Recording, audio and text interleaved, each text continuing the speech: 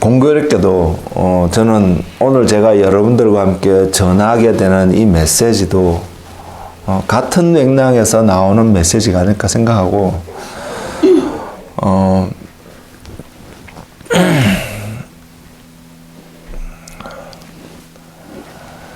제목을 들으면 사모님이 놀라지 않을까 생각을 하는데 제가 어제 이 제목 때문에 물어보려고, 왜냐하면 하나님이 몇 주 전에 사모님한테 이 제목의 말씀을 하셨거든요. 그걸 제가 알고 있거든요. 그래서 제가 준비한 내용이 있는데 이 내용이 하나님이 사모님께 말씀한 내용과 뭔가 일치하는 부분이나 또 보완해야 될 부분이 있는가 싶어서 질문을 하려고 몇 번을 생각하다가 망설였습니다. 안 했습니다. 왜냐하면 그 한 이유 중에 하나는 하나님을 향한 저의 믿음입니다. 모릅니다. 특별히 앞에 서서 이렇게 말씀을 전해야 되고 뭔가 앞에서 리드해야 되는 사람의 입장에서는요, 무엇이 진행이 되어져 갈 것인지를 알고 있는 상태에서, 준비된 상태에서 하나하나 가면 굉장히 마음이 편합니다. 적어도 저는 그렇습니다. 근데 제 삶 속에서, 여러분들도 그렇게 느끼실 거라고 생각하는데, 우리의 삶 속에서 계획된 대로, 아는 대로, 예정된 대로 진행되어져 가는 경우가 드뭅니다. 굉장히 적습니다. 그래서요, 우리에게 무엇이 요구되어지냐면 믿음이 요구되어집니다. 모르거든요. 무엇이 일어날지 모르는데 무언가를 신뢰하고 또한 기대하고 한 발자국 앞으로 디뎌서 나가야 되기 때문에요. 하나님 말씀을 들고서는 저 자신도 늘 그렇습니다. 하나님이 제게 이런 감동으로 이렇게 말씀을 해주셨는데, 여러분들에게는 또한 요즘은 이 동영상을 또 올리기 때문에 또 다른 제가 모르는 어떤 사람이 이것을 들었을 때에 그 사람들에게도 동일하게 하나님 메시지로 들려줄 수 있을까에 대한 궁금함을 넘어서 두려운 마음도 있습니다. 왜? 저는 하나님이 주셨다고 생각을 하고 나아갔지만, 나눴지만, 제가 잘못 받을 수 있는 부분들도 있거든요. 그래서 제게 요구되어지는 것이 뭐냐면, 그래서 모르는 uncertainty, unknown 한 앞에 있는 일들을 향해서 나아가는 우리들에게 요구되어지는 것이 무엇이냐면 믿음입니다. 하나님을 신뢰하는 마음입니다.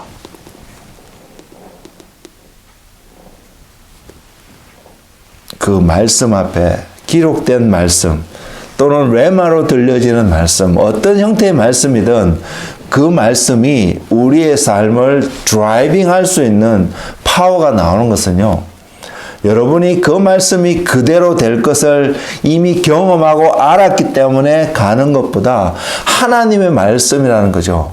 하나님의 말씀이라는 것은 내가 경험하지 않아도, 내가 이해하지 못해도 그 말씀 그대로 이루어질 것을 믿고 세상 속에서 어떻게 보면 흐르는 물 가운데서 서서 조금만 내가 힘을 써서 서 있지 않으면 휩쓸려 같이 떠내려갈 수밖에 없는 그러한 파워 속에서 대면하고 하나님 말씀을 붙잡고 서 있는 어떤 삶의 모습을 요구하기 때문입니다. 그 삶의 모습이 성경은 믿음이라고 표현하고 있기 때문입니다.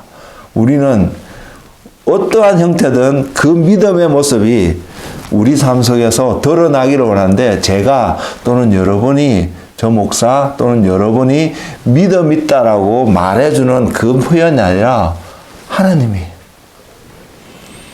여러분이 하나님 앞에 섰을 때에 하나님이 여러분을 믿음으로 그 세상의 흐름 가운데 견디고 서서 나의 말을 너무나 존중하고 지켜줬다라고 고백하는 그 하나님의 음성을 듣고 싶기 때문입니다.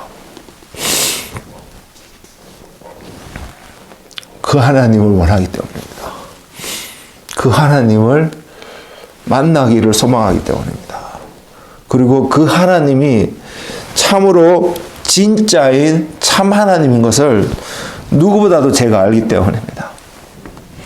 저는 여러분들이 그 하나님을 향해서 오늘 또 믿음의 여정을 한 걸음 한 걸음 걸어가시는 한 사람 한 사람 되기를 소망합니다.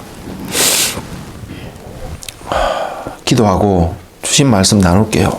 기도하겠습니다. 주님, 오늘도 주님의 말씀 앞에 나왔습니다. 우리에게 듣는 마음, 깨닫는 마음, 듣는 귀를 주셔서 주님의 말씀을 입술로만 아멘 하는 것이 아니라 우리의 삶이 정말로 그 아멘으로 화답하는 그 고백에 정말로 합당할 수 있는 삶이 될 수 있도록 우리의 삶을 인도하여 주시고 주님을 찬양하고 예배하는 하나님의 사람이 되게 하여 주옵소서. 주님 말씀하여 주옵소서. 예수님 이름으로 기도드렸습니다. 아멘. 말씀의 제목은 마음의 할례입니다. 제목은 마음의 할례이고요. 저와 여러분이 보아야 될 말씀은 로마서 2장 28절에서 29절 말씀입니다. 로마서 2장 28절에서 29절 말씀입니다. 성경책을 갖고 계시면 펼쳐 놓으시기 바랍니다. 우리는 지난주에 하나님의 사랑이란 제목으로 말씀을 함께 나누었습니다. 그 말씀을 통해서 하나님이 저를 통해서 또한 저와 여러분 모두에게 전하신 한 메시지는 우리가 아직 죄인 되었을 때에 우리가 하나님을 알지 못할 때에 하나님이라는 존재를 인식도 하지 못하고 깨달지도 못하고 있는 어떤 상황 속에서 하나님께서 먼저 저와 여러분을 사랑하셨다는 사실입니다. 그 말은, 그 표현은 우리에게 우리의 어떠함과 관계없이 우리가 잘하고 있든 못하고 있든 의로운 삶을 살든 그렇지 않은 삶을 살든 그거와 전혀 상관없이 하나님이 저와 여러분을 사랑하셨다는 것인데 그것은 하나님의 주권적인 사랑인 것을 분명히 증거하는 말씀입니다. 그리고 하나님의 그 주권적인 사랑 안에서 또 한 가지 우리에게 던져준 하나의 메시지는요, 우린 자격이 없다는 것입니다. 우리는 그 사랑을 받을 자격이 없다는 것입니다. 이것이 철저하게 이해되는 사람은 그래서 세상을 바라보고 있으면 교회를 향해서 세상은 뭐를 이야기하고 있냐면 왜 사랑하지 않느냐고 이야기합니다. 이 말조차도 할 자격이 없다는 것입니다. 사람된 우리는요. 그런 우리를 향해서 하나님 자신을 드러내신 것이 하나님 사랑이었다는 사실을 우리는 기억하는 은혜가 있기를 원합니다. 우린 그것을 지난주에 여러 가지 형태로 여러 가지 모습으로 조금 살펴보았습니다. 그래서 그것을 기억하고 그것을 바라보고 오늘 또 살아가면 우리 삶 속에서는 여러 가지 그게 컨시퀀스한 어떤 삶의 모습들이 나타나는데요. 그 결론적인 한 모습이 우리는 자랑할 수 없다는 것입니다. 왜? We are not deserved to receive the love of God. 이게 중요한 이유거든요. 그리고요. 우리가 그저 받았습니다. It's freely given to us and freely received. 우리가 그저 받았고요. 그저 받았기 때문에 우리는 또한 그저 나눌 수밖에 없는 존재인 것을. 근데 우리의 생각 속에는 계산합니다. 저 사람에게, 저쪽에게 내가 이것을 해도 될까, 안 해도 될까? 이런 계산을 우리 안에 생각을 합니다. 하나님이 하라고 했는지 안 했는지 이것에 관심을 갖는 것이 우리의 기본 태도가 아니라 내 안에 기본적으로 어떤 생각이 나왔냐면 내가 뭔가 나눌 수 있는 뭔가가 있으면 그 상대방이 이것을 나누는 것이 저 사람이 받기에 합당한가를 우리는 은연중에 먼저 계산한다는 사람이죠. 이것이 합당하지 않다는 것을 우리가 아직 죄인 되었다는 그 말씀 속에서 우리는 확인할 수 있습니다. 그리고 또 하나는 우리가 하나님 앞에 나아갈 때 또한 이 땅에서 살아가는 우리의 삶이 거룩해야 된다는 것을 너무나 당연하게 주고 있는 메시지가 하나님이 우리를 사랑하셨다는 그 메시지에 들어있음에도 불구하고 우리는 종종 깨달지 못하고 무시하고 살아가는 모습을 발견한다는 사실입니다. 어쨌든 자랑할 수 없고 거저 받았으니 거저 주어야 되고 거룩한 삶을 살아야 되는 것이 하나님의 사랑 앞에 진짜로 선 우리의 온전한 모습일 거라고 생각합니다. 물론 이 표현 말고 또 다른 여러 가지 모습으로 그 사랑 앞에 선 우리의 삶의 모습들을 표현할 수 있습니다. 그 표현들을 다 종합해서요 한 단어로 만들 수 있는데요. 그 한 단어가 뭔지 아세요? 그 한 단어가 겸손입니다. 다른 어떤 단어도 아니고 그 겸손이라는 한 단어 안에 우리의 삶이 겸손하다라고 표현되어지면 그 삶 안에 그 모든 것이 다 표현되고 있다는 사실입니다. 그리고 제가 여러분이 저를 참 겸손한 사람입니다라고 여러분 앞에 다른 사람 앞에 소개하는 거, 나타내는 거 아무런 가치가 없습니다. 우리를 교만하게 할 것입니다. 그렇다고 그런 표현을 서로가 하지 말라는 의미는 아니지만 그 표현 자체는 그럴 것입니다. 근데 우리가 누구한테서 이 표현의 말씀을 들어야 되냐면 하나님 앞에서 말입니다. 궁극적으로 하나님 앞에서 우리가 너는 겸손한 자였어. 겸손하게 이 땅에서 나의 길을 잘 따라와 줬구나라고 하나님의 고백을 들을 수 있는 그 사람은 이런 사람일 것입니다. 어떤 사람이냐면요. 그 사람은 진정으로 하나님의 사랑을 알고 경험하는 사람입니다. 두 번째로 그 사람은요. 정말로 하나님을 아는 사람입니다. 입술로 하나님을 안다고 고백하는 그러한 형태의 삶이 아니라 입술로 뿐만 아니라 그의 삶을 통해서 하나님을 아는 것이 너무나도 자연스럽게 드러나는 것을 주변의 사람들이 인정할 수밖에 없는 바로 그 사람입니다. 그 사람은요, 정말로 진정으로 하나님을 예배하는 자일 것입니다. 그리고 마지막 네 번째로 그 사람은 진정으로 자기의 이웃을 자신의 몸과 같이 사랑할 수 있는 사람일 것입니다.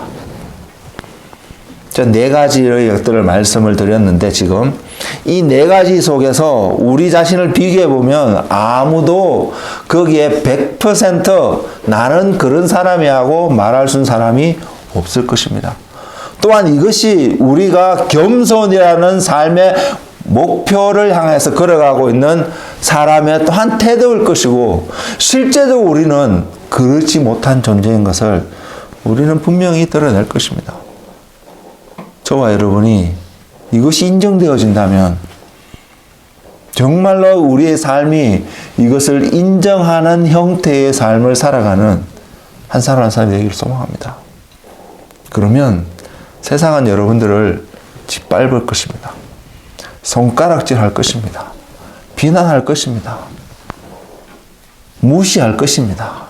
아무도 여러분에게 관심을 두지 않을 것입니다. 그러나 주님은 여러분에게 관심을 둘 것입니다. 여러분은 어떤 형태의 삶을 이 땅에서 살아가기를 원하세요? 선택은 여러분의 몫입니다. 저도 마찬가지고요. 이렇게 말하고 있는, 전하고 있는 저도 그러한 삶의 길 가운데서 선택을 해야 합니다. 어떤 선택을요? 하나님이 인정할 만한 선택. 저는 그 삶을 살기를 원합니다. 저는 여러분들도 그 선택을 하는 은혜일 수밖에 없습니다. 하나님이 주시지 않으면 여러분은 할 수 없기 때문에요. 그 은혜가 충만한 자가 되기를 원합니다. 세상에 관심을 끌고 세상의 마음을, 세상이 나를 알아주기를 원하는 그 자리에 가면 내가 그들의 만족을 줄 만한 뭔가를 표현하고 드러낼 때는 그 사람들이 즐거워하고 기뻐하지만, 그러지 않을 때는 누구보다도 잔인하게 비난합니다. 연예계를 한번 보십시오. 가장 대표적인 예가 연예계라는 그 사회입니다. 사람들의 인기를 먹고 살아가야 되는 사람들이기 때문에 사람들이 기뻐하고 즐거워하는 모습으로 자신들이 뭔가를 제공해 주지 않으면 그 사람은 비참함 속에서 다른 엉뚱한 생각들을 많이 하게 됩니다. 세상은 그 연예인 한 사람을 향해서 상식적으로 봤을 때는 아무런 문제가 없을지라도 그 사람을 비난하고 정죄하고 더 나아가서는 죽음에 이르기까지 그 사람을 몰아가는 장면들을 우리는 종종 경험하지 않습니까?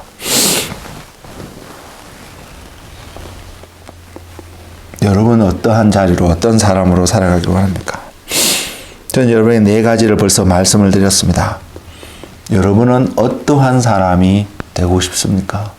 여러분의 선택입니다. 아무도 여러분에게 강요하지 않습니다. 물론 저와 함께 이렇게 신앙의 공동생활하는 공동체 안에 있으면 알게 모르게 의도치 않게 강요 아닌 강요가 주어질지는 모르겠지만, 그러나 궁극적으로 아무도 여러분에게 무엇을 선택하도록 강요할 수 없습니다. 그렇게 해서는 여러분의 온전한 그 사람의 위치에 갈 수 없기 때문입니다. 그리고 오늘의 말씀은 마음의 할례라는 주제로 제가 여러분과 나누게 된 이 말씀은 바로 4가지 말씀드렸던 진정으로 하나님의 사랑을 알고 경험하는 그 사람, 하나님을 정말로 아는 사람, 하나님을 진짜로 예배하는 사람, 자기 이웃을 내 몸과 같이 사랑할 수 아는 바로 그 사람이 될 수 있도록 인도하는 하나의 메시지가 될 거라고 믿습니다. 그리고 이것은 하나님이 저와 여러분을 부르신 하나님의 부르심이고요. 더 나아가서 우리 안에서는 우리가 결단하고 그 자리에 나아갈 수 있는, 분명하게 확실하게 세상과 우리의 삶 속에서 드로우 라인을 할 수 있는, 선을 분명히 그을 수 있는 그러한 삶을 요구하는 하나님의 음성이라고 저는 믿습니다. 그래서 우리는 제가 말씀드렸던 로마서 그 2장 28절에서 29절의 말씀을 한번 보면서 오늘 하나님께서 우리에게 들려주시라는 그 말씀에 우리의 길을, 마음을 쏟기를 원합니다. 로마서 2장 28절에서 29절. 무릇 표면적 유대인이 유대인이 아니요 표면적 육신의 할례가 아니니라. 오직 이면적 유대인이 유대인이며 할례는 마음에 할지니 영에 있고 그 칭찬이 사람에게서가 아니요 다 하나님에게서니라. 기억하십시오. 성경 말씀에 분명히 이야기하고 있습니다. 그 칭찬이 사람에게서가 아니요 다 하나님에게서니라. 이것이 하나의 결론입니다. 우리가 받아야 될 칭찬이 있다면 그 칭찬은 사람에게서가 아니라 하나님으로부터, 주님으로부터 오는 칭찬이 되어야 되는 것을 여러분 기억하시는 시간이 되기를 원합니다. 이스라엘 백성들에게 있었어요. 그는 누구보다도, 그 민족은 이 땅에는 어떤 민족보다도 율법을 지켜야 되는 민족이었습니다. 근데 율법을 지키지 않아도, 율법을 범하게 돼도 받아들여지는 한 사건이 있는데 이것이 할례를 행하는 것입니다. 태어난 지 8일 만에 8일째 되는 날 그 남자의 표피를 베는 그 사건, 그 할례를 행하는 것입니다. 기본적으로 이것이 아브라함이 하나님으로부터 받은 언약의 정표였는데, 율법은 모세로부터 왔잖아요. 모세로부터 율법이 주어지기 전에 하나님으로부터 주어진 것이기 때문에 율법을 범하게 되는, 설령 그 말은 뭐냐면 안식일에는 다른 아무것도 하지 못하게 되는데, 그 안식일에 할례를 행하는 일들을 행했다는 사실이죠. 왜?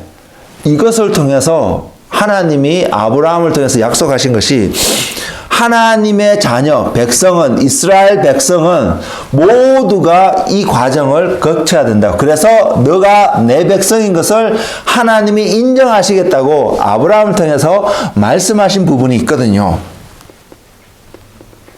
그러나 이것은 예표적인 prophetic한 사인이지 퍼펙트한 영구적인 하나님의 언약의 실체는 아니었습니다. 그것이 실체였다면 오늘 로마서 2장 28절에서 29절과 같은 말씀이 우리에게 주어지지 않았을 것이기 때문입니다. 그건 어쨌든 하나님이 아브라함을 통해서 영구적으로 세워갈 언약을 예표하고 알려주기 위해서 아브라함을 통해서 하게끔 하신 언약의 상징으로 이스라엘 백성들에게, 또한 오늘날에게 우리에게 전하고 있는 하나님의 메시지라는 사실입니다.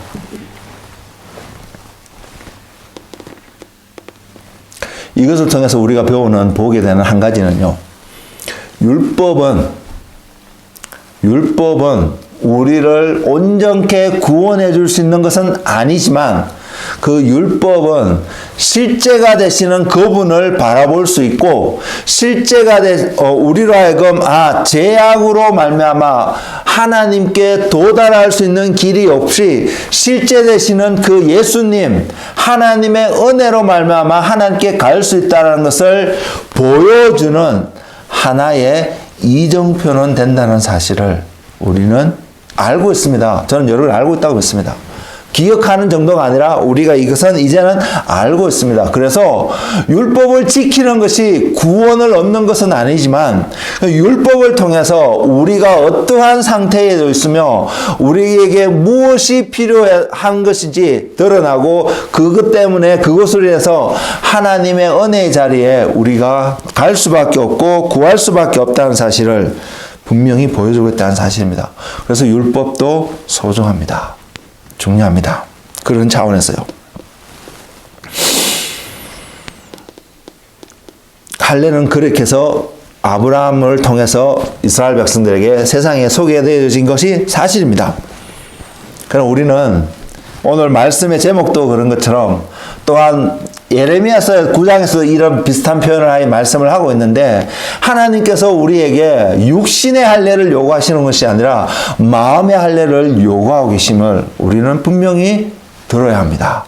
그리고 오늘 이 시간을 통해서 우리의 마음속에 하나님이 요구하시는 그 할례가 온전히 이루어지고 증거되어진 은혜가 저와 여러분의 모든 삶 속에 충만하기를 소망합니다. 할례의 표면적인 특징이 있습니다. 할례가 겉으로 드러나는 한 특징이 무엇이냐면, 거기에는 피 흘림이 있다는 사실입니다. 그리고요, 그 피 흘림으로 끝나는 것이 아니라 그 피 흘림의 증거가 그들의 몸속에 남아있다는 사실입니다. 이것을 우리는 기억해야 합니다. 제가 이 말씀을 처음 준비할 때는 깨닫지 못했는데, 말씀을 다시 보면서 다시 더 첨가하고 준비하면서 하나님 깨닫게 하신 사건이 있습니다. 여러분 그것을 고민해 보시고 생각해 보신지 모르겠지만, 생각해 보니까 저도 그렇게 깊이 고민을 해보지는 않았던 것 같아요. 그것이 뭐냐면, 우리는 살아있는 몸입니다. 이 세포가 상처가 나면 기본적으로 치유가 되어지면 흔적은 종종 남기도 하지만, 많은 경우에 그 상처가 흔적도 없이 사라지는 것을 종종 경험하게 됩니다. 몸 안에서요. 근데 부활하신 예수님 몸 안에서 결코 없어지지 않은 하나의 상처가 있습니다. 그것은 뭐냐면 손과 발에 박히신 못자국입니다. 그 상처가 얼마나 크게 영화상으로서는 구멍이 뻥 뚫린 모습으로 우리에게 소개되어지고 있지만 실제적으로 그분의 몸 안에 드러난 그 상처가 그와 같은 모습인지 아닌지는 저는 잘 모르겠습니다. 그러나 성경을 통해서 확인되어지는 것은 손과 발에 못자국에 상처가 있고 도마가 그 손에 내가 자기 손을 넣어보지 않고는 믿지 못한다고 말했던 것을 봤을 때에 누가 봐도 명백하게 심지어는 우리의 손가락을 넣어볼 수 있는 그만큼의 흉터라고 표현할까요? 그 증거가 주님의 몸 안에 있습니다. 옆구리에도 손에도 발에도요. 할례를 통해서 피 흘림을 통해서 우리의 몸 안에 그 증거가 남겨지는 것과 마찬가지로 주님의 피 흘리심을 통해서 그 피 흘림의 어떤 하나의 증거, 증표라 그러는 게 맞나요? 그 표현들이 주님의 몸 안에 남겨져 있음을 볼 수 있었습니다. 그것을 보면서 우리는 기억해야 되는 것이 있습니다. 주님이 우리의 죄를 위해서 돌아가셨구나. 그리고 우리 또한 죄에 대해서 죽은 존재이구나. 라는 사실입니다. 그것을 확정시켜주는 주님의 몸 안에 있는 증표라는 사실입니다. 에비던스라는 사실입니다. 우리에게는 이러한 피 흘림과 이러한 증표가 있나요? 우리의 삶 속에 이것이 필요하다는 사실 여러분 생각해 보지 않으셨나요? 이미 육체에 행하는 할례는 예표적인 하나의 증거라고 말씀을 드렸기 때문에 우리는 그 육체의 할례가 어떤 것이냐에는 관심을 가질 필요가 없습니다. 우리가 지금부터 관심을 갖는 것은 그 피 흘림이라는 본질적인 그 이유에 대해서 그 모습에 대해서 우리는 살펴보아야 합니다. 우리의 몸에 그냥 컷함으로 피를 흘리는 것으로 이것을 완성했다고 말할 수 있는 것이 아니기 때문입니다. 그렇게 해서 이루어지는 것이 아니기 때문입니다. 피 흘림의 중요함을 알았던 한 무리의 제사장들이 있습니다. 그들은 엘리야를 갈멜산에서 만났고요. 엘리야와 대결하면서 그들이 믿었던 그들의 하나님 바알을 향하여서 여러 가지 모습으로 제사를 드렸는데 그 중에 하나 자신의 몸을 허링하는 것이었습니다. 칼로스 막 베고 그래서 그들의 신인 바알을 불렀습니다. 그런 것을 볼 때에 이들 또한 피 흘림이 신에게 뭔가를 호소하고 역사할 수 있다는 것을 보여주는 이정표 하나의 행위인 것을 알았다고 표현할 수 있습니다. 그러나 그들의 언더스탠딩, 피 흘림에 대한 언더스탠딩은 틀렸습니다. 왜? 하나님을 향한 그 모습이 아니라 바알을 향한 모습이었기 때문입니다. 그 행위는 아무런 능력이 나타날 수 없는 잘못된 모습이었기 때문입니다. 우리에게는 어떤 피 흘림의 모습이 있어야 됩니까? 그러면 우리는 분명히 알고 있습니다. 주님이 분명히 흘리셨습니다. 예, 첫 번째로 우리에게는 예수 그리스도의 피 흘림의 그 증표가 우리의 삶 속에서 표현되어야 된다는 사실입니다. 주님께서 십자가에서 자신의 피를 흘리셨고요. 그 결과 주님의 몸 안에 못자국과 그 창에 찔린 옆구리에 찔린 그 창자국이 남겨져 있었던 것처럼 우리는 이 땅을 살아가면서 이 각자의 삶 속에서 바로 주님의 피 흘리심의 그 증거들을 가지고 살아가고 계신가요? 두 번째 조건은요, 마음의 할례는 우리 자신이 주님과 함께 죽었다는 사실입니다. 마음의 할례는 이 두 가지를 분명히 우리에게 요구한다고 믿습니다.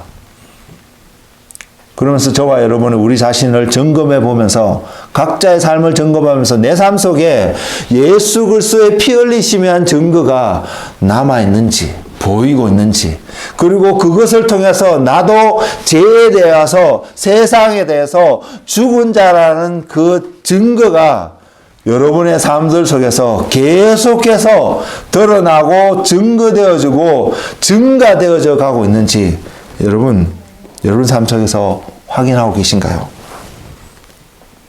만약 이것을 가볍게 여기고 이것을 모르고 무시하고 살았다면 어쩌면 우리는 마음의 할례가 필요한, 여전히 필요한 그런 사람이 아닐까요?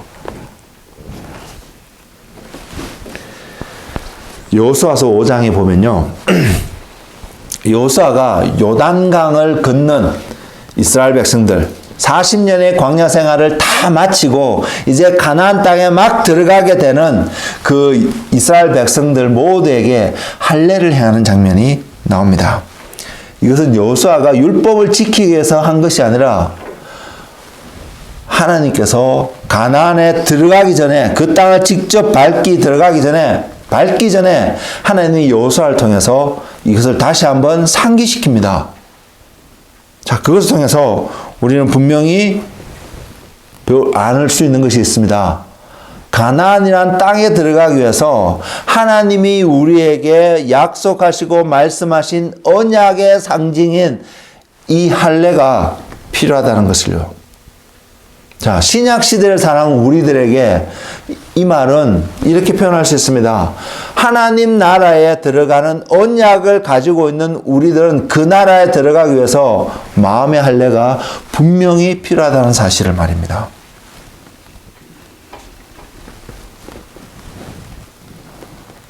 이것은 아무나 들어갈 수 있는 땅이 가나안이 아니라는 사실을 보여주고 있습니다. 가나안이란 그 땅은, 가나안이란 그 말은 이스라엘 백성들에게도 또 오늘날 우리에게도 이 말씀이 주어진다면 우리에게도 무엇을 나타내냐면 하나님과 이스라엘 백성들이 언약의 관계에 있다는 사실입니다. 저 개인적으로는요, 이 언약의 관계를 하나님과 맺고 싶은 마음이 너무 많이 있습니다. 저는 그 책도 하나 있습니다. Covenant with God이라는 책도 아직 다 읽지 못했는 책인데 그 책도 있습니다. 그리고 성경 통해서 하나님께서 언약을 어떻게 맺어갔는지도 어느 정도 알고 있는 부분도 있습니다. 근데 제 안에 어떤 갈망이 있으냐면 제가 그렸던 그림은 이것입니다. 이것은 맞다 이렇게 된다는 것은 아니지만 하나님께서 저에게 찾아오셔서 physically 제가 있는 곳에 찾아오셔서 하나님의 주님의 말씀이 내가 너와 이런 언약을 맺기를 원한다라는 그 경험을 하고 싶은 마음이 저 안에 너무 많이 있었던 모먼트가 있습니다. 그래서 그 언약에 대해서 공부하기 위해서 책도 샀고요. 보기도 하고 이렇게 한 부분이 있습니다. 근데 이번에 말씀을 준비하면서 명확하게 한 가지 정확하게 한 사실은 그러한 어떤 초자연적인 주님과의 인카운터링이 없다 할지라도 저는 이미 주님과 그 언약의 관계에 있다라는 사실입니다. 왜? 가나안이라는 땅이 그곳에 들어간다는 것은 바로 하나님과 언약을 맺은 백성만이 들어갈 수 있는 곳이거든요. 젖과 꿀이 흐르는 땅이 목표가 아닙니다. 가나안은 그것이 예표하는 땅이 아닙니다.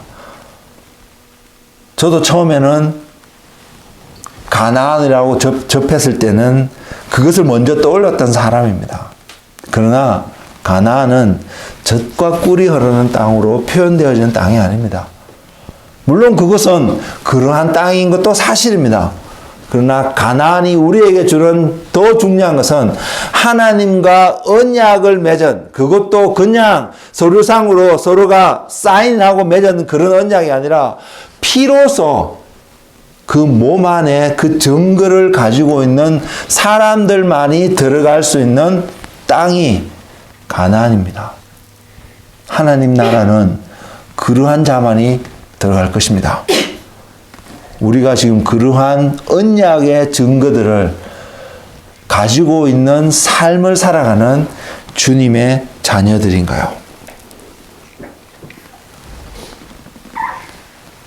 이것을 표현하는 단어가 할례라는 사실입니다. 그리고 우리에게는 마음의 할례라는 단어로 다시 한번 새롭게 정립이 되어져서 우리에게 주어졌다는 사실, 우리는 기억하길 바랍니다. 이 할례는 하나님과 이스라엘 백성들이, 또한 하나님과 사람들이 어떠한 관계를 맺어서 하나님의 언약에, 하나님의 자녀의 사람이 되었는가를 분명하게 정확하게 보여주는 법적인 효력이 있는 그러한 증거라는 사실 말입니다. 피 흘림을 통한 하나님과의 언약, 이것만이 오직 우리가 하나님께로부터 받아들여지는, 하나님이 저와 여러분을 영접할 수밖에 없는 유일한 법적인 증거인 것을 우리는 기억하기를 원합니다. 40년간 광야에서 생활했던 이스라엘 백성들, 그리고 그들은 그 광야에서 태어난 자들입니다. 애굽에서 나왔던 사람들은 다 죽었고요.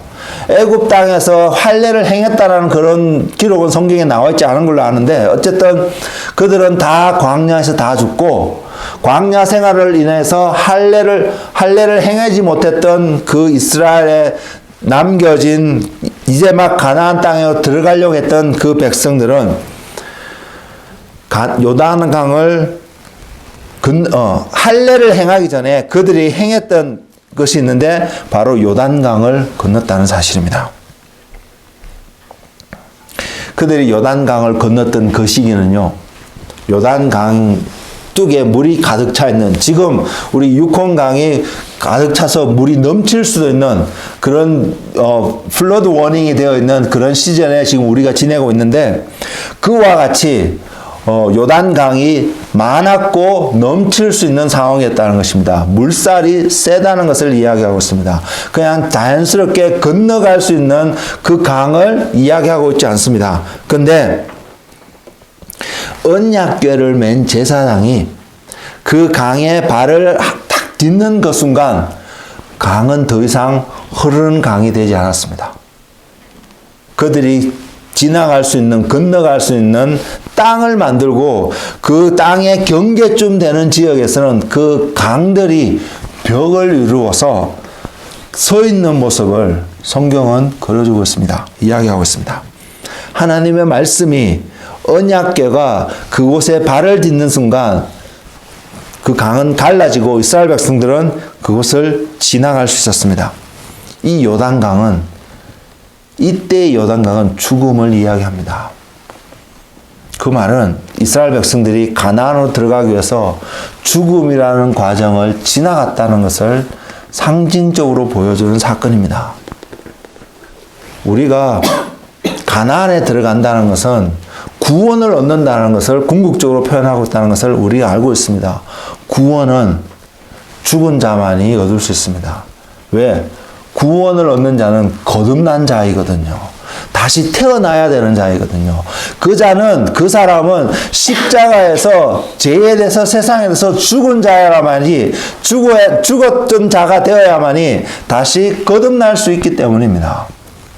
요단강을 건넌다는 것은 바로 그것을 예표하고 상징하는 하나님의 한 말씀입니다. 그리고 그들은 그곳에 들어가서 내가 죽었다라는 사실, 내가 세상의 모든 것들을 강을 지나면서 다 강 속에 빠뜨리고 새롭게 태어났다는 것을 상징하는 차원에서, 예표하는 차원에서 그들은 할례를 행했습니다. 또한 그 과정을 통해서 그들에게 남겨진 또 하나의 메시지는 무엇이냐면, 다시 요단강을 건너서 애굽으로 돌아갈 수 없다는 것을 분명히 보여주고 있습니다. 가나안으로 들어간다는 것은요, 우리는 다시 뒤를 돌아서 세상을 향해서 나아갈 수 없음을 분명히 보여주고 있습니다. 그 말은 저와 여러분이 마음의 할례를 받았다라고 선포하게 된다면, 믿게 된다면 우리는 더 이상 뒤를 돌아볼 수 없는 자가 된다는 사실입니다. 그래서 하나님께서 이스라엘 백성들에게 여호수아를 통하여서 이것을 말씀하기 위해서 그들이 가나안 땅에 들어가기 전에 그곳에서 할례를 명하셨다라고 믿습니다. 그리고 그 할례를 받은 자들만이 가나안 땅에 들어갈 수 있었습니다. 이것을 정확하게 이해하고 바라보는 한 사람이 있다라면 그 사람은 절대로 교만하지 않을 거라고 생각합니다. 저는 그런 생각이 드는데 여러분은 어떻게 생각하세요?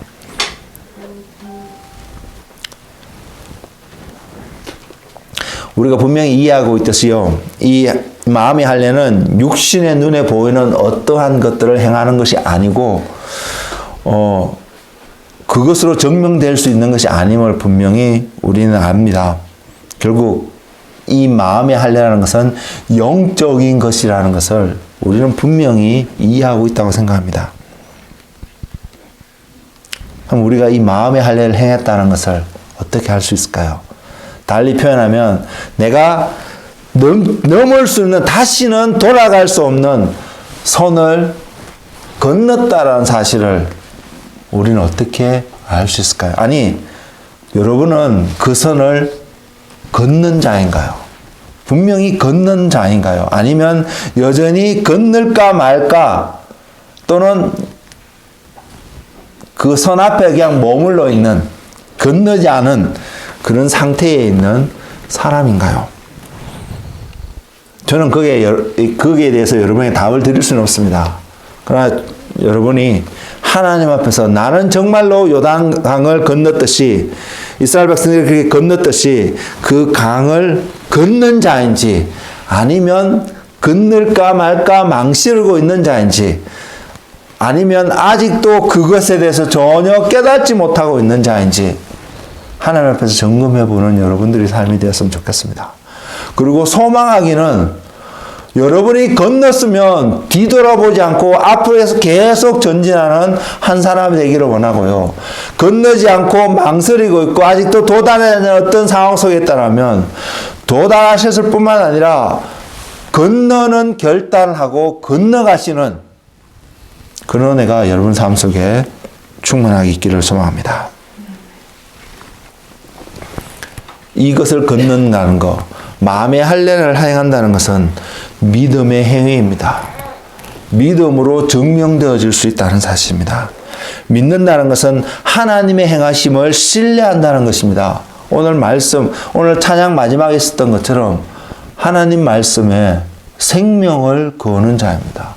하나님 말씀에 자기의 모든 것을 맡기는 것입니다.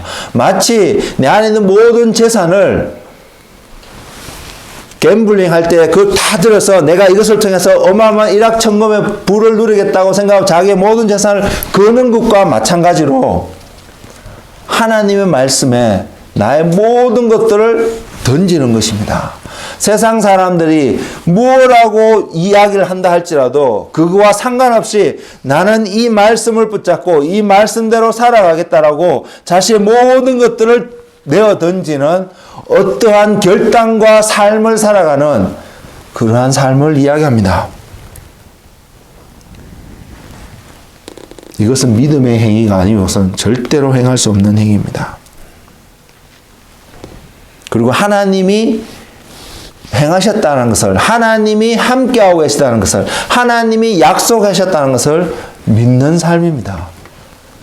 그 말은 하나님께서, 주님께서 저와 여러분을 위해서 무언가를 이루어 놓으셨다는 것을 바라본다는 것입니다. 주님이 무엇을 이루셨습니까? 주님이 우리의 죄의 문제를 완벽하게, 완전하게 해결하셨습니다. 그래서 우리는 더 이상 죄 가운데 매여서 죄의 종노릇을 할 수가 없는 존재입니다. 우리가 그것을 건넜다면. 그것이 우리 안에서 점점 드러나는 삶을 살아야 된다는 말입니다. 그리고 또한 우리가 아는 것은 우리의 죄의 문제가 하나님의 눈에 완전히 가려워져서 우리는 언제든지 담대함으로 하나님 앞에 나아갈 수 있는 존재. 그 말은 저와 여러분이 주님이 행하신 그 일로 말미암아 주님의 피로 말미암아 우리가 의롭다함을 얻고 거룩함으로 하나님 앞에 언제든지 설 수 있는 존재인 것을 우리가 아는 것입니다. 그러면 우리는 담대히 주님 앞에 나아갑니다. 주저하지 않습니다. 얼마든지 죄를 발견하면 우리는 돌이킬 수 있습니다. 왜? 주님을 신뢰하기 때문에요. 주님이 행하신 그 일을 알고 믿고 있기 때문에요. 죄와 우리의 관계가 붙일 수 없을 정도로 완전하게 끊어졌다는 것을 말하고 있는 사실입니다. 그 말은 우리가 새로운 피조물이 되었다는 것을 이야기합니다. 새로운 사람이 되었다는 것을 증거합니다. 그래서 우리는 죄 가운데로 돌아갈 수 있는 어떠한 삶의 형태도 우리는 용납할 수 없는, 받아들일 수 없는 그런 사람이 되어야 합니다.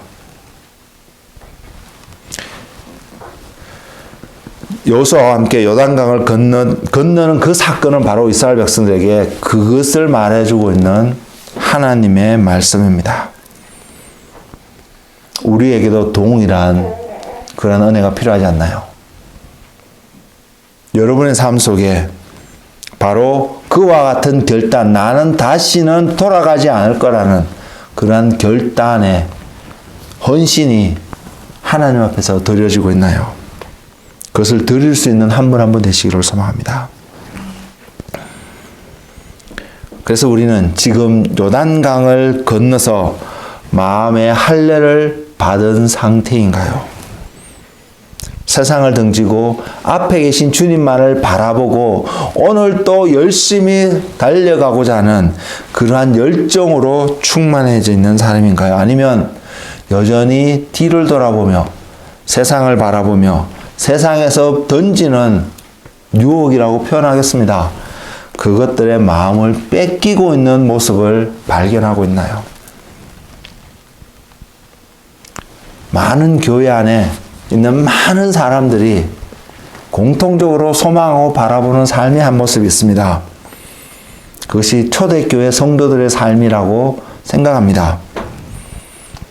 하지만 우리가 깨닫는 한 가지는 우리 이웃에, 우리 주변에 우리의 리더가 그러한 삶을 살아가는 것을 바라보는 삶이 아니라 내가 바로 그 삶의 주인공이 되어야 된다는 사실을 깨닫는 은혜가 있기를 원합니다.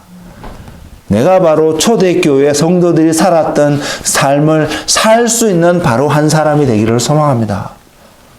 그것을 흉내냈던 사람이 초대교회도 있습니다. 그래서 그 사람은 죽음을 맞이했습니다. 그 사람이 아나니아와 삽비라였습니다. 주변 사람들이 하는 것을 보고 자기도 그러고 싶어서 자기의 재산을 팔았지만 내가 정말로 그렇게 할 수밖에 없는 그 오늘 말씀의 표현으로 마음의 할례를 갖고 그것을 행했던 것이 아니라 다른 사람들이 행하는 것을 보고 그래서 다른 사람들이 그 행했던 사람들에게 어떻게 대하는 것을 바라보고 자기도 그것이 갖고 싶어서 흉내냈던 그 사람들. 그래서 그는 성령을 속인 죄로 인해서 그 자리에서 죽을 수밖에 없는 그 결말을 맞이한 사람들입니다. 우리도 여전히 그럴 수 있는 사람이 될 수 있다는 사실 우리는 기억하기를 원합니다. 다른 사람들이 하는 것을 보고 나도 할 거야. 나의 리더가 그렇게 하는 것을 보고 나도 따라갈 거야 라고만 단순히 그렇게만 생각하고 있으면 우리는 아나니아와 삽비라 같은 삶으로 삶을 망할 수 있다는 사실 말입니다. 그것이 아니라 그들과 상관없이 내가 바로 그 초대교회 성도들이 살았던 삶의 주인공으로서 하나님 앞에 헌신할 거야 라는 결단이 필요합니다. 그 삶이 필요합니다. 그럴 때에 하나님 앞에서 온전히 용납되어지는, 받아들여지는 그 삶을 살아갈 수 있다고 믿습니다. 우리는 그러는 사람이 되기를 원합니다. 그래서 이스라엘 백성들이 가졌던 그 메시지처럼 나는 다시 돌아가지 않을 거야.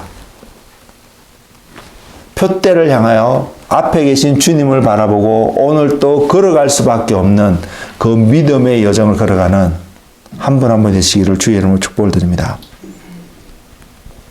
사도 바울이 고린도후서 5장에서 우리가 그리스도 안에 있으면 새 조금 피를 조금이는 것을 분명히 증거하고 있습니다.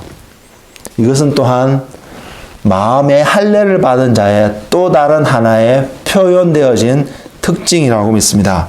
그 말씀을 제가 한번 읽어드리겠습니다.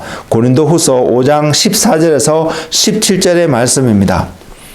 그리스도의 사랑이 우리를 강권하시는도다. 우리가 생각하건대 한 사람이 모든 사람을 대신하여 죽었은즉 모든 사람이 죽은 것이라. 그가 모든 사람을 대신하여 죽으심은 살아있는 자들로 하여금 다시는 그들 자신을 위하여 살지 않고 오직 그들을 대신하여 죽었다가 다시 살아나신 이를 위하여 살게 하려 함이라. 그러므로 우리가 이제부터는 어떤 사람도 육신을 따라 알지 아니하노라. 비록 우리가 그리스도도 육신을 따라 알았으나 이제부터는 그같이 알지 아니하노라. 그런즉 누구든지 그리스도 안에 있으면 새로운 피조물이라. 이전 것은 지나갔으니 보라 새 것이 되었도다. 이 말씀이 어디서 시작합니까? 하나님의 사랑에서 시작합니다. 하나님의 사랑이, 그리스도의 사랑이 우리를 강권하시도다 라고 시작을 하고 있습니다. 하나님의 사랑이 저와 여러분을 어느 자리에 이끌고 있는지를 바라볼 수 있습니까?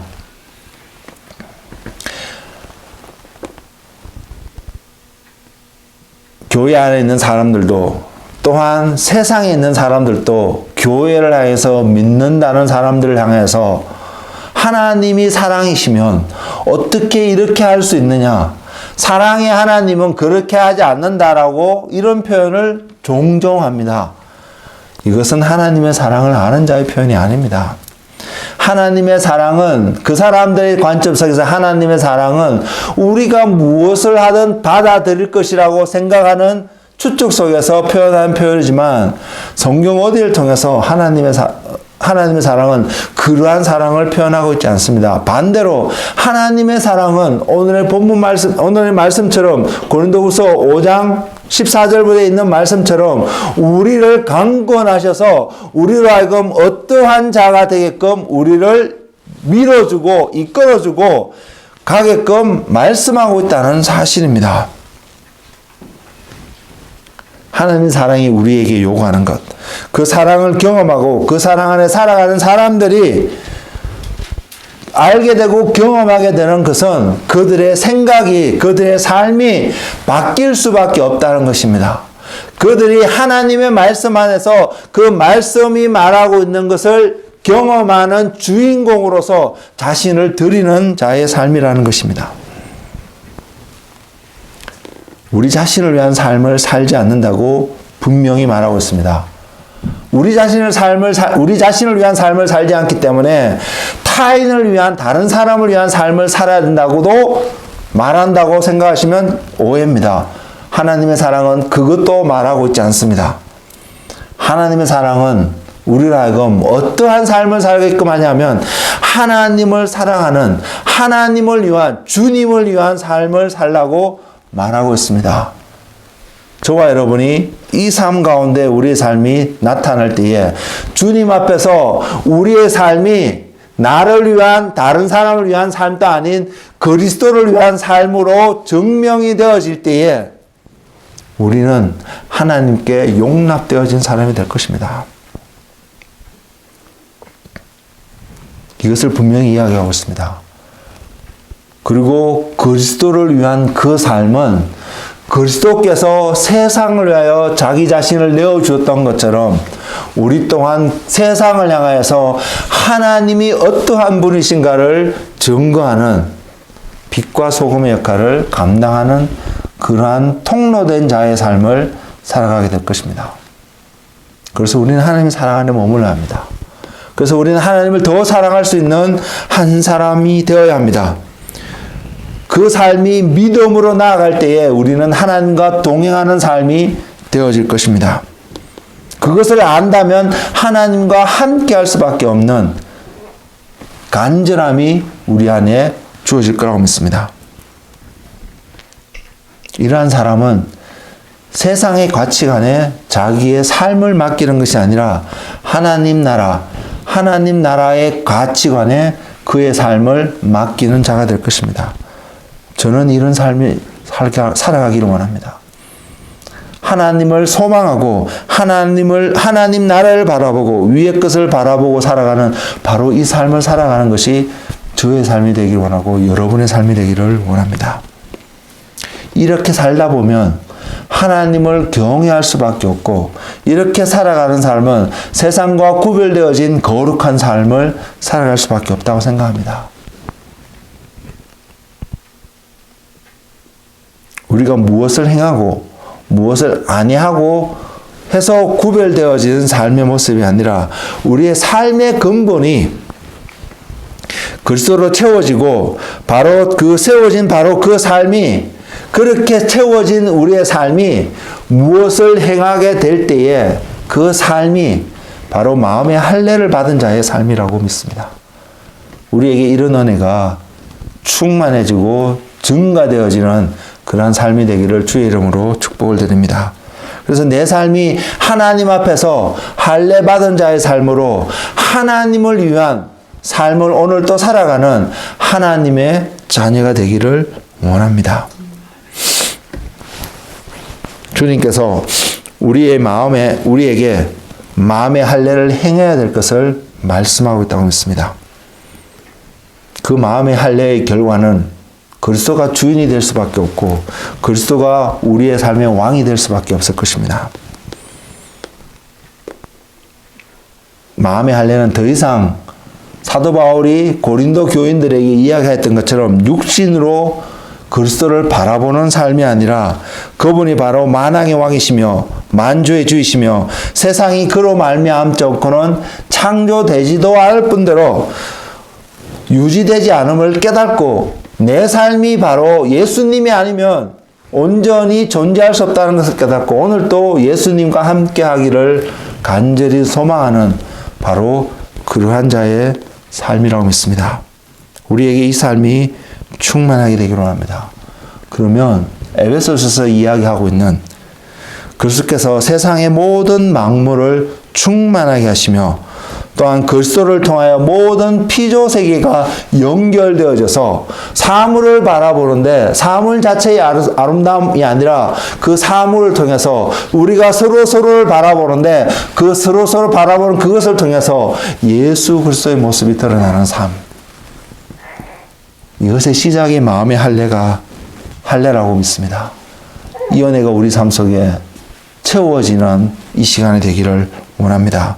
우리가 주님 앞에서 하나님, 주님이 드러날 수 있는 그 마음의 할례가 내 삶 속에서 온전히 이루어지기를 소망합니다라고 기도할 수 있는 한 분 한 분 되기를 주의 이름으로 권면을 드립니다.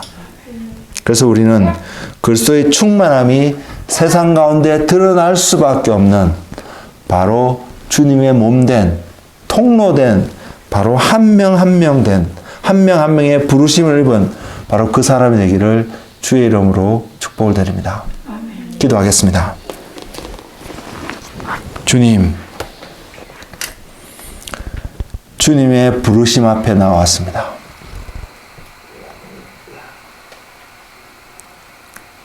우리에게 할례를 행할 것을 말씀하시며 그 할례를 통해서 주님과 우리가 언약의 관계에 있다는 것을 알려주기를 원하시며 그 할례를 행한 자는 다시는 세상 가운데 돌아갈 수 없다는 것을 말씀하시는 주님의 말씀 앞에 우리가 나왔습니다.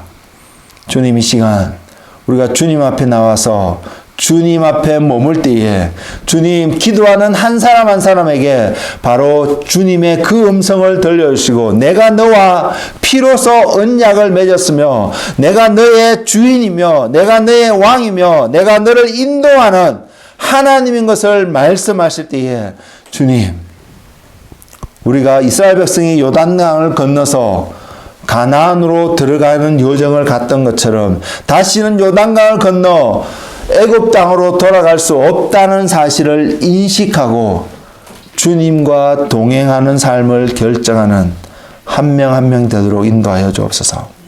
성령님, 우리 가운데 이 시간 찾아오셔서 우리의 심령 가운데 예수 그리스도로 말미암아 주님이 행하신 그 피를 흘리신 그 사건으로 말미암아 우리 안에도 동일한 하나님의 언약의 증거가 있음을 보게 하시고 다시는 세상을 향하지 않고 세상으로 발걸음을 돌리지 않는, 그러나 주님을 향해서 그 발걸음을 내딛는, 하나님을 향한 믿음의 결단을 하며 살아가는 한 명 한 명 될 수 있도록 주님 축복하여 주옵소서.